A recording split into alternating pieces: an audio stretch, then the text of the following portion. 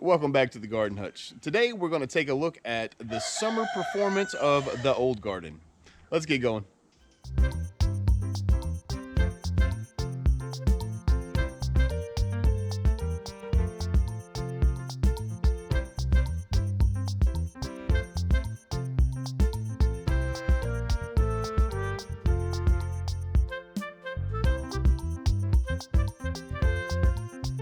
So something we like to do here on the homestead is at the end of every season, we kind of like to take a look back and see how we did for that season in each specific garden. So today's going to be the first part of a 3-part series. We're going to talk about the old garden. We're going to decide whether or not I'm a terrible gardener.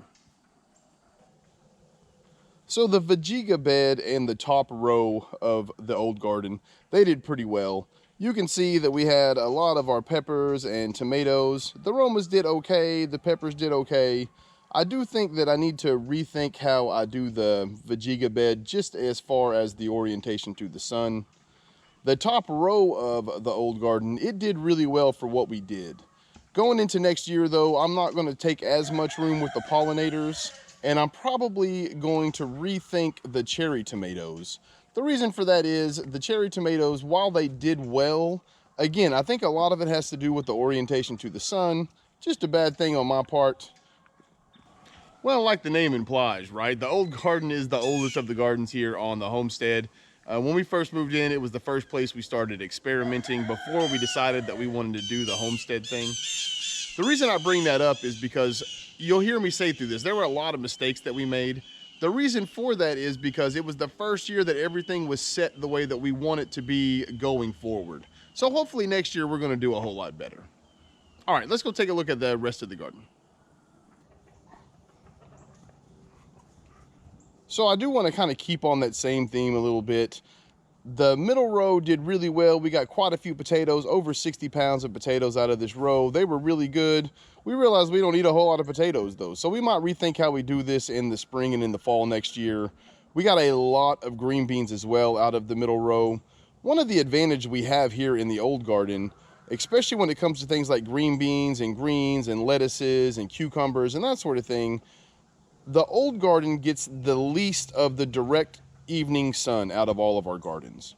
So as I said, the potatoes did really well, and we can go down here and look now at the summertime whenever the cucumbers were in full bloom, and these trellises did really well until we had a storm, and then my bamboo poles broke, and I had to come out and replace and fix everything. And that did tear our plants up a little bit, but we ended up putting up just a hair over 50 jars of pickles. So I consider that a win for the year. I don't know where we would put them if we grew any more of them, to be honest with you. So going forward, I'm not sure if we're going to grow cucumbers down here. We're thinking about growing cucumbers in stages next year. We'll cover that later on in the year. I'm just rambling right now. But one thing I do want to point out about the summertime here in the lower bed is next year, instead of having the zinnias, we're just going to plant all marigolds down here. We're going to mix marigolds and basil, and we're probably going to take some of the basil out of the other beds. So let's talk grades for the old garden. For the summertime, I would give the old garden a B. Now, it did way better than it did the summer before. We had a lot of open space. We did not have that this year. But I think I was a little, what's the word I'm looking for? I was a little overcognizant of that, I guess. So I over-tried with a lot of the pollinators, and that ended up kind of giving us some overcrowding issues, especially with the cucumbers, where the cucumber plants wanted to grow on the zinnias and the dill plants. You know, we learned our lesson. We took notes. We'll figure it out next year.